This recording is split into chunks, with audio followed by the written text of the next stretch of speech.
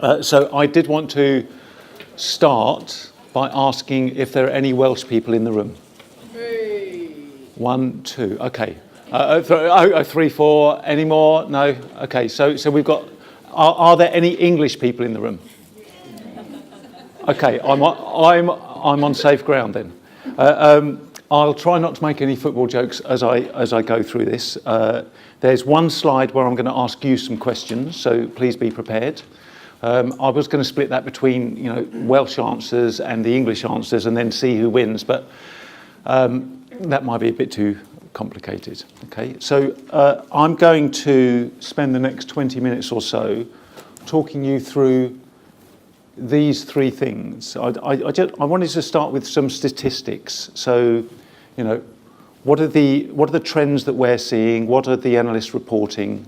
And to use a George Bush statement, I just wanted to produce some shock and awe, right? So hopefully there'll be some stats there that you've not seen before about wellness and the size of the impact that has on GDP, the economy, and the companies that we actually work for. I was then going to talk about, okay, with that backdrop, what's the status? What's happening? What are the big waves? What's moving and what's not? But I'm going to focus really more on what's moving. And then I wanted to talk about the solution. So, how are we going about tackling both of those things? And what are we doing that's slightly different that we believe puts the whole wellness and engagement, and I use that word in a very light way, into perspective and actually tackles it in a very different way, led by a big push on the digital workplace. Okay, so that's it. I did have an apology to start with. Number one is I apologise for those football fans because we are going to eat into the match. Okay, so luckily here it doesn't look as though we've got a huge number of football fans. And a second apology I was going to make is a personal one. I'm an accountant.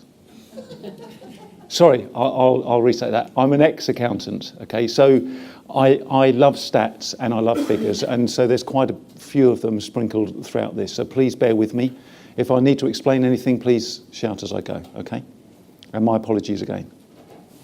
So let's talk about some of the stats. So what's the cost of unwellness across the globe? And I've tried to give 3 different snapshots of this. Now, these are all verified by independent organisations. So these 2 come from the Global Wellness Institute. Hopefully you've heard of them before. Big institute, look at wellness across the globe. And secondly, the Office of National Statistics, who you will have all heard of. And the first stat is 10 to 15% of global GDP is actually affected every year or lost. It's lost every year due to the growing burden of unwellness within the workplace. And if you just take a step back and think about that for a second, 10 to 15% of global GDP is lost because of a growing wave of unwellness within the workplace. It is huge.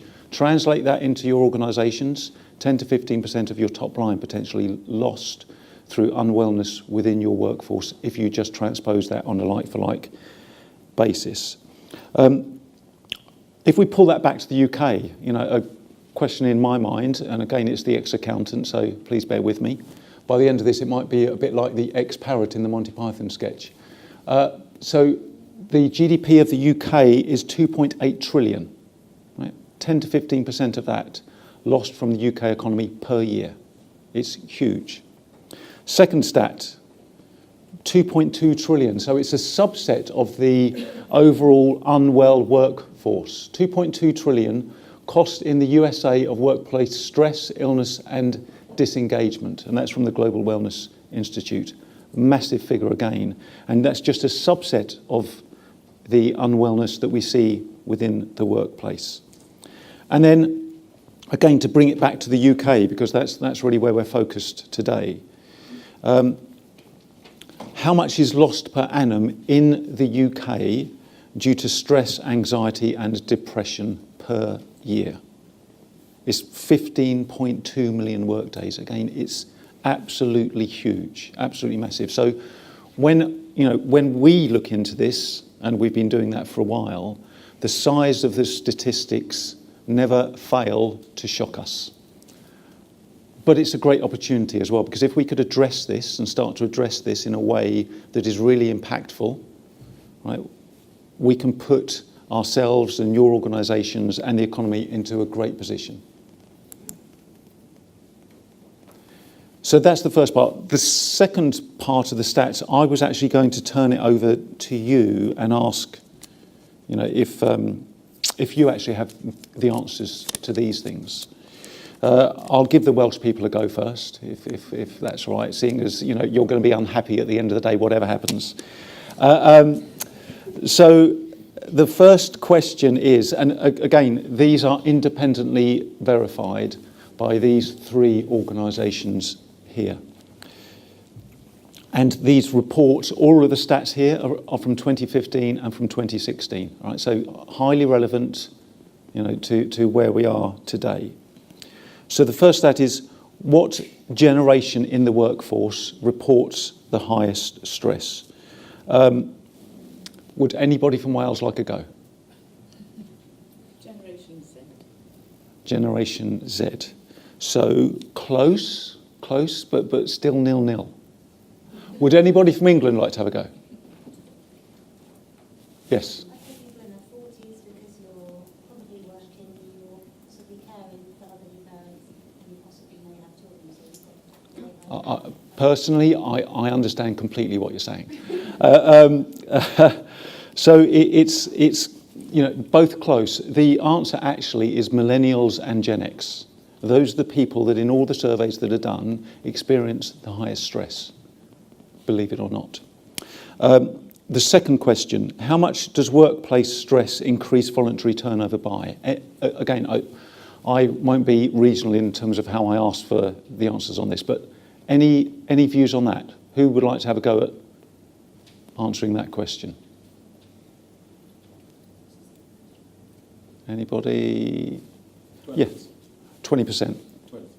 Okay, 12%. Any increases on 12%? It's a bit like an auction, going, gone. No.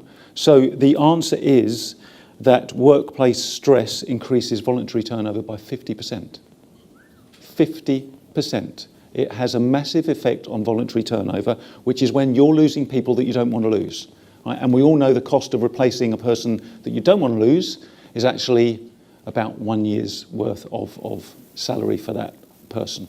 Because not only do you have the cost of having to search for that new person, but you've got the productivity loss, that mind the gap moment. Third question, how much lost productivity per year does an unwell person cost? And excuse the extra bracket at the end. So how much lost productivity per year does an unwell person cost? Again, any ideas on that? Very straightforward question. A month. Any increases or decreases on a month? 4 months. Very close. So the answer is that an unwell person costs 57 days of lost productivity per year. And if you think that the actual number of working days per year is 220, when you take off bank holidays and personal holidays and weekends, that is a quarter. A quarter of a year is lost in productivity per year when a person is unwell within your organisation. Okay?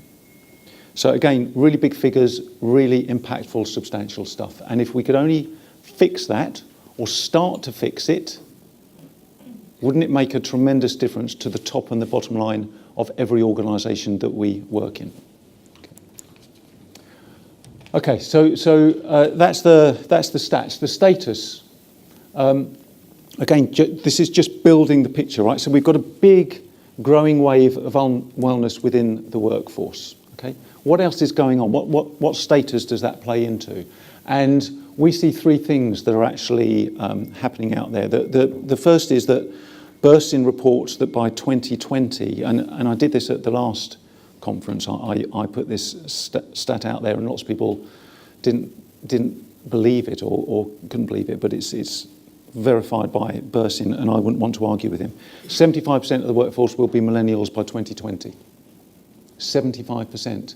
And those are the ones who experience most stress, right? So it's only going to grow.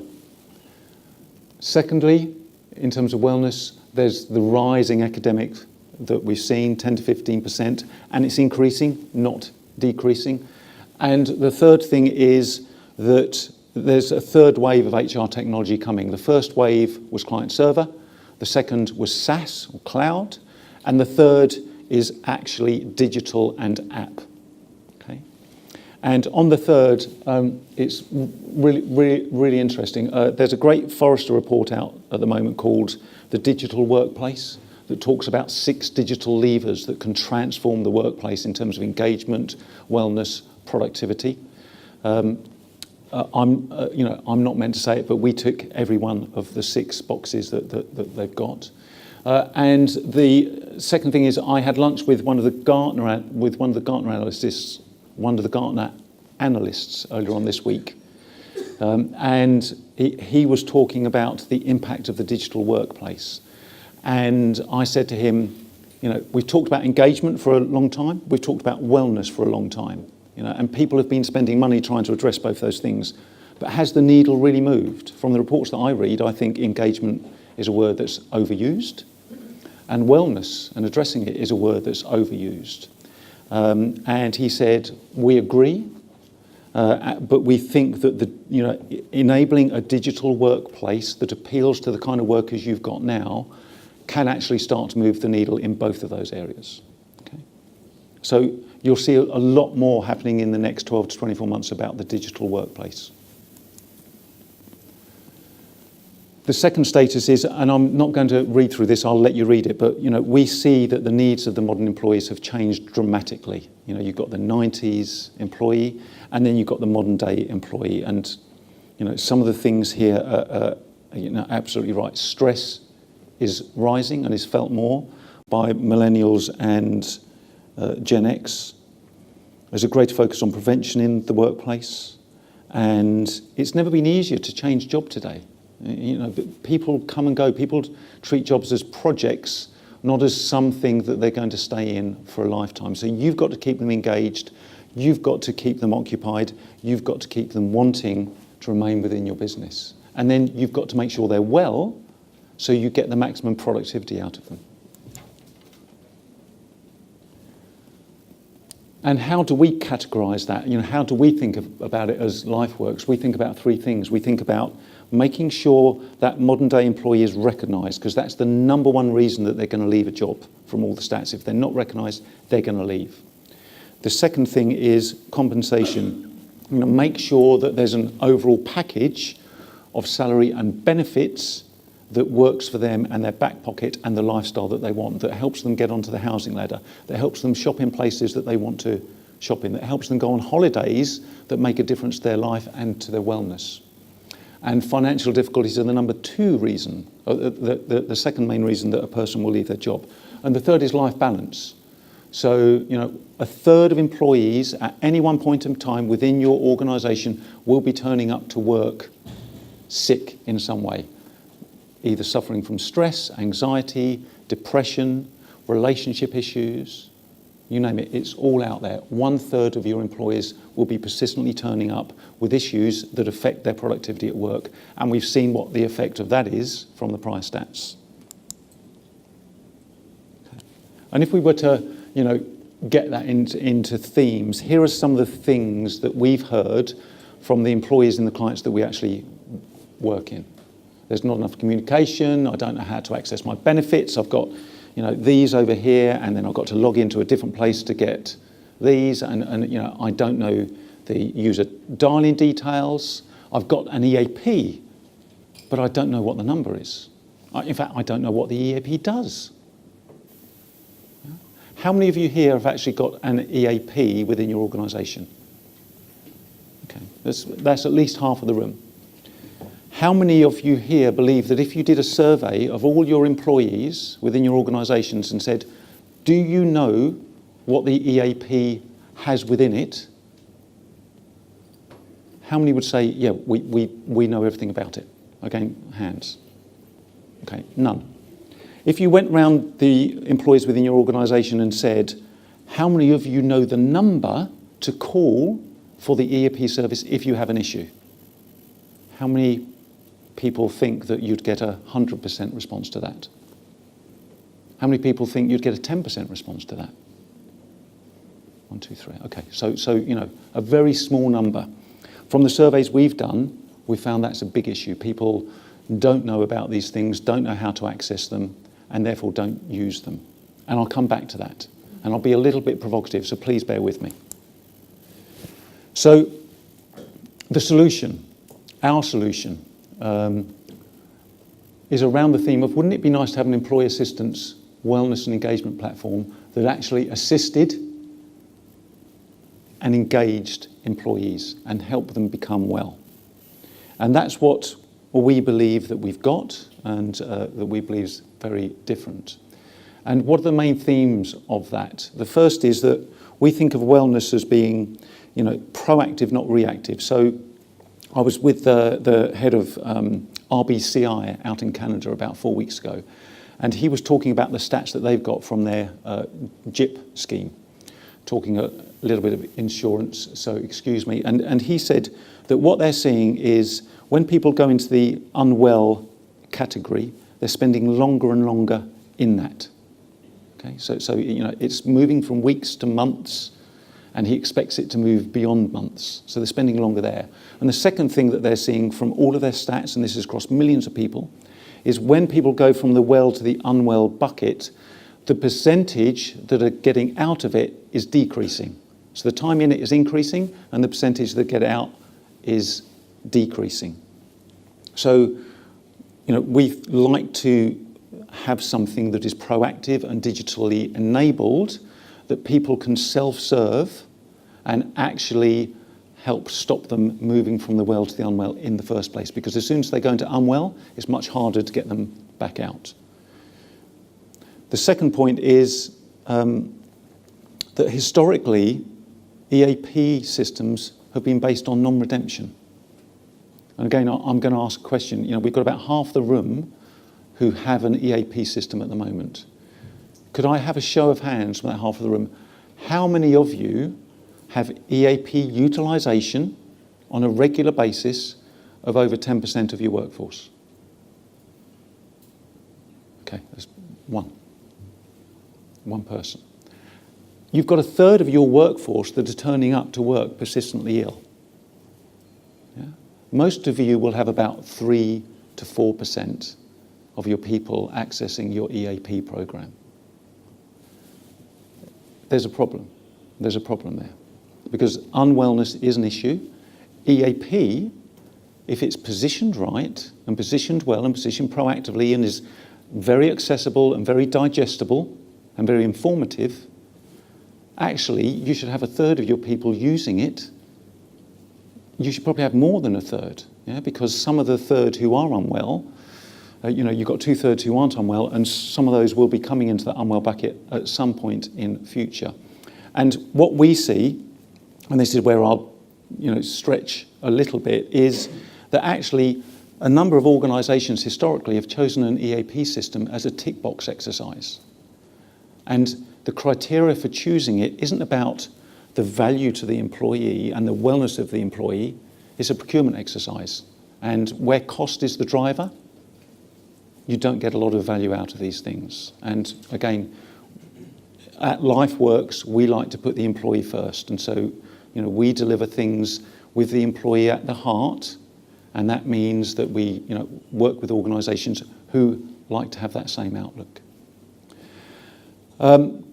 The third thing is having something that covers financial, physical and emotional wellness. You've got to treat the person as a whole, because there are problems in all of those areas, and not just you know, treat those in silos. And the fourth thing is digitally enabled to engage millennials, not just millennials, but actually everyone. And we believe that, apps, digital, mobile is the way that HR is going, and it's one of the ways in which utilisation rates will rise from the 3 to 4% up to 50, 60, 70% plus. And we're seeing that on a daily basis with the clients that we've got. So, bringing things on, proving value and ROI. How do you justify within your businesses, if cost has been the driver historically for an EAP system, how do you justify back to the board, in fact, we should be putting the employee at the heart of this and investing more in it? Well, The Economist in 2015, did a survey in the UK and said good wellness programs can increase engagement by 67%. Now, engagement is an overused word, as I've said, but you can link engagement through the Cash Unum study directly to reductions in attrition and absenteeism within your organisation that any reasonable CFO should listen to.